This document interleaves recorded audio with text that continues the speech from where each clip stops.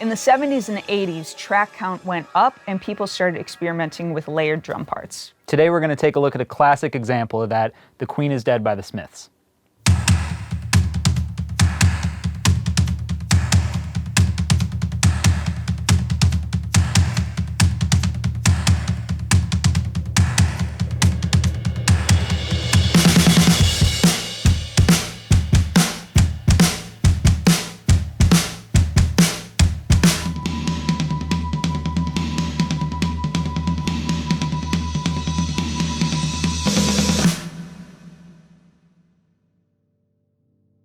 Okay, so for this setup, since we're recording in layers, we have a very stripped back drum set. So that's starting with our 22-inch kick, which the front head has been taken off of so that there's almost no resonance and a very quick attack. Then we have our floor tom, which has been heavily dampened so that the reverb can kind of cascade over that.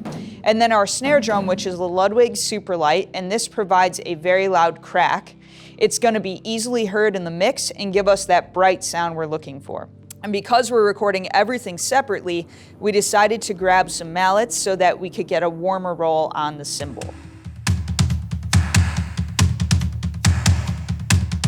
For The Queen is Dead, what they wanted was not just the sound of a traditional drum kit. They wanted to have effects on it that were part of the arrangement of the song. This technique dates back to the 60s with the Beatles and with Jeff Lynne from ELO, and it was really prevalent in the 80s and is still prevalent now with groups like Queens of the Stone Age and a lot of metal groups. It really opens up the possibilities of what a drum set can sound like and makes it completely malleable where you can shape the sounds any way you want them to be. There's a big reverb that's you note right away when the tom comes in, and that is just a plate reverb that they added to the tom sound, and it's turned on and off by hand while they're recording it so that it turns on for certain accents of the tom hits. They wanted to add certain effects to the toms that they did not want on the kick and snare. They wanted to add room mics to the snare that they didn't want on the toms. So in order to do that, they recorded one pass that was just toms, then they recorded one pass that was just kick and snare, and they recorded a third pass that was just cymbals, and they affected each one separately. To record the tom, we used a really simple setup, just 3 microphones. We used 2 SM81s by SHURE, and those were our overheads, and then we used a AKG 414, and that was our tom mic. We had other mics set up, but they were not being used while we recorded that part of the kit.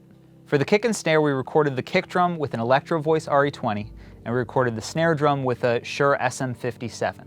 We kept the overheads that we were using for the toms, so those were 2 SM81s, and then we added room microphones in the back of the room, and we used NEUMANN U87s. The toms had a reverb that was turning on only on certain accent notes. We did this by setting up a send off of that channel and turning it on and off only on those notes. So the decay of the reverb would go past the point where we would shut off the send, but it would only turn on at very specific times, and then it would decay naturally.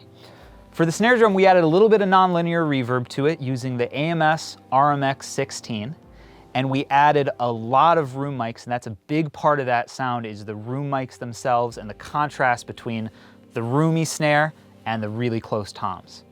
We used EQ to pull some of the mid-range out of these toms, and we added quite a bit of compression to the room mics to bring them front and center and make the drums really have a lot of energy.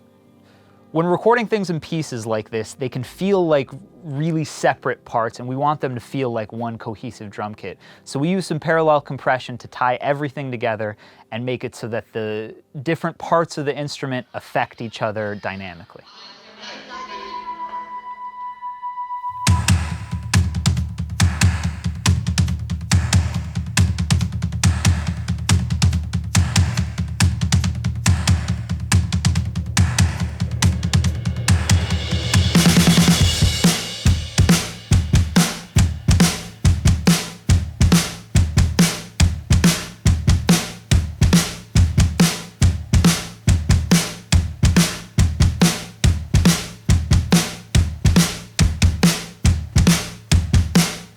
So that's how we recreated The Queen is Dead. Hopefully you can take some of those techniques and do some layering of your own.